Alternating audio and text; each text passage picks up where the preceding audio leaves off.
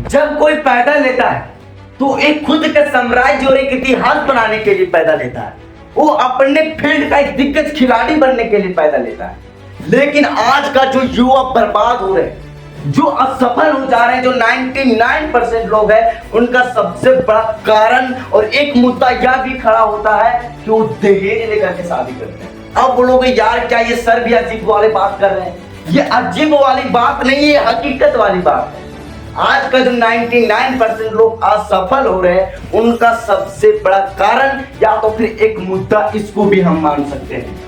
आज जो लोग दहेज ले रहे हैं उसका असफल होना एक ये भी मुद्दा है। लोग दहेज ले लेते हैं। अगर आप दहेज लेते हैं तो एक बार आप उस बाप को झांक करके देखिए कि क्या दहेज लेना सही है। अगर आपके घर में भी कोई बहन है, तो अगर आप मिडिल क्लास फैमिली से आते हैं, तो एक बार आप अपने बाप को खुद झांकिए कि क्या दहेज लेना सही है। अगर आपको सही लगता है तो आप एक बार अपने खुद की बाप को अंदर से झांकिए। अगर जब आपके घर में किसी बहन का अगर शादी सेट होता है ना, तो एक बार आप अपने बाप के साथ 24 घंटा रह करके देखिए कि वो पैसा का इंतजाम कैसे करते हैं। ये एक सच्ची घटना मेरे साथ हुआ है। मेरे साथ नहीं, वो घटना को हम देखें कि बेटी का शादी करवाने के लिए वो अपना जमीन तक बेच दिया। लेकिन हद तो तब कर देते हैं लड़के वाले, जब लड़की को जाते हैं ना बारात में लाने के लिए, तो क्या करते हैं पता है? जब थोड़ा सा खाना में मिस्टेक हो जाता है ना, तो लड़ाई कर देते हैं कि खाना नहीं था, अच्छा नहीं था। अरे यार, वो तो तुम्हारा एक टाइम का खाना है, लेकिन वो खाना में किसी एक बाप का जिंदगी भर का कमाई है। कम से कम उस जिंदगी भर की कमाई का लिहाज तो रखो, उस खाना की कदर तो करो। अगर खाना अच्छा भी नहीं है तो कह दो कि यार खाना बहुत अच्छा है। लड़की की बात को समझिए। जब सारा कुछ काम के लिए खत्म हो जाता है ना, और जब बेटी की विदाई की जाती है, तो बाप हाथ जोड़ करके बोलता है लड़कों वालों को कि अगर कोई गलती हुआ होगा तो माफ कीजिएगा। उस बात को अंदर से झांकिए। ये बहुत ही एक दर्दनाक दर्द है। आप दहेज ले लेते हैं, आप सोचते हैं कि हमको पैसा मिल गया, और 2 लाख 4 लाख 5 लाख 10 लाख ज्यादा से ज्यादा शादी में खत्म हो जाता है। लेकिन लड़की की बाप का, उसका परिवार का जो जिंदगी है ना, दाव में हो जाता है।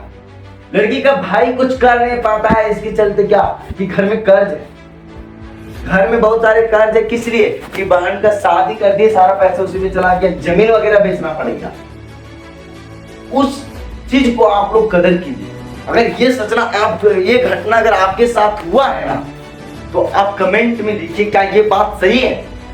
अगर मैं ये बात को जब बता रहा हूं, क्या ये बात वाकई में सही है?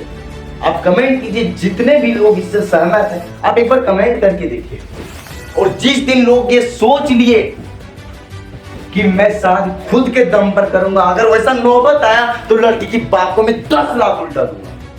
और जिस दिन ये काम आप कर लिए ना, तो आपकी मायके में एक अलग लेवल का रिस्पेक्ट बनेगा, अलग लेवल का कदर बनेगा। जब आप जाओगे ना, तो क्या बताऊं, आप उम्मीद ही नहीं कर सकते कि क्या यार मेरे लिए वाकई में इतना रिस्पेक्ट। आजकल दामाद की रिस्पेक्ट नहीं किया जाता ससुराल में।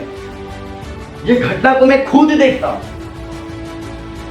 जब नया नया होता है ना, तो खूब रिस्पेक्ट किया जाता है इसको, जो दहेज लेने वाले होते हैं उसको।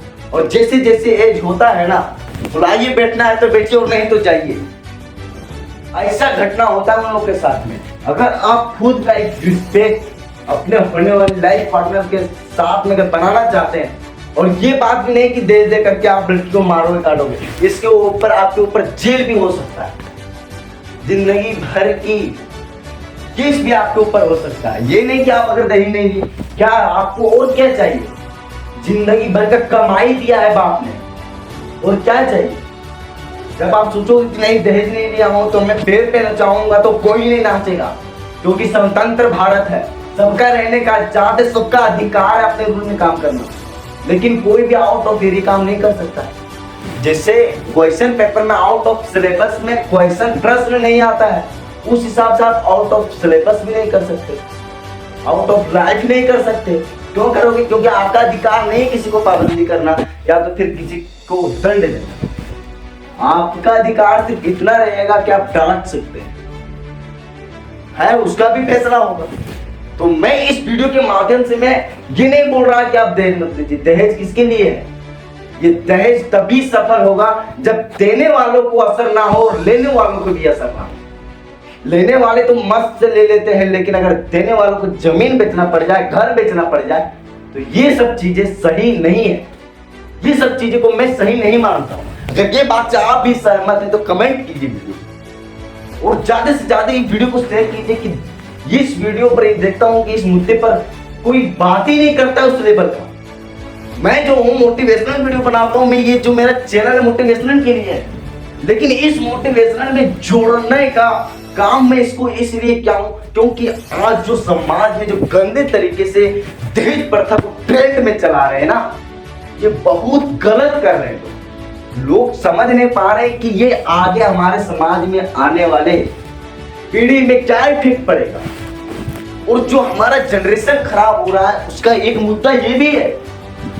मैं कई लड़कों को, मैं अपने फ्रेंड सर्कल में ऐसे लोगों को देखा हूं 10,000, 12,000, 15,000, 20,000 महीने का कमाऊंगा और कुछ पैसे सेविंग करूंगा, एक बाइक लूंगा और मस्त से घूमूंगा।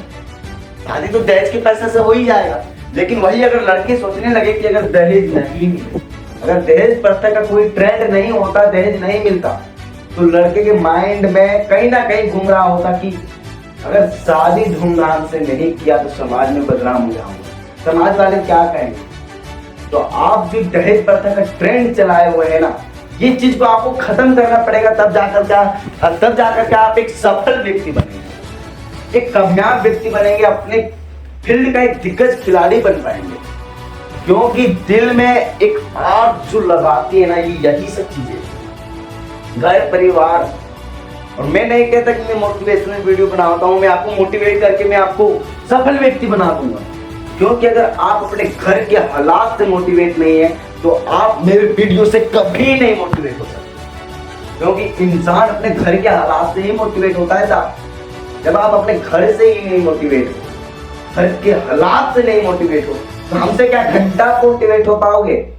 नहीं हो पाओगे कभी। आपको कितने बड़े बड़े मोटिवेशनल स्पीकर अगर बैठा दे सामने मोटिवेट करने लगे ना, जब तक आप अपने घर के हालात से नहीं मोटिवेट हो तब तक आप कभी नहीं हो सकते।